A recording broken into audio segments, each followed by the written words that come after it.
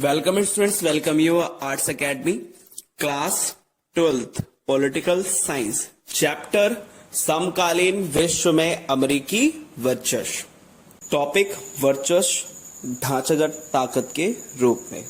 आज की क्लास में हम अमेरिका के दूसरे वर्चस्व के बारे में पढ़ेंगे, जिसका नाम क्या है? ढांचागत ताकत के रूप में, जिसका अर्थ निकलता है अर्थव्यवस्था के रूप में। मतलब कि अब हम अमेरिका के वर्चस्व की अर्थव्यवस्था के बारे में बात करेंगे कि अमेरिका की अर्थव्यवस्था कैसी है। इसके तीसरे पॉइंट्स के ऊपर बात करेंगे। तीसरा पॉइंट क्या है? तीसरा पॉइंट है विश्व की अर्थव्यवस्था में अमेरिका की 21% की हिस्सेदारी है।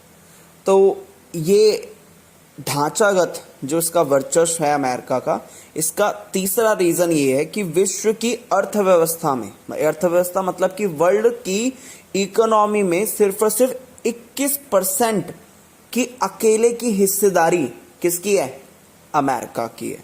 तो ये भी एक बहुत बड़ी बात है कि विश्व की जो इकोनॉमी है, अर्थव्यवस्था है, उसमें अमेरिका की सिर्फ और सिर्फ 21% की क्या है? भागीदारी है, हिस्सेदारी है।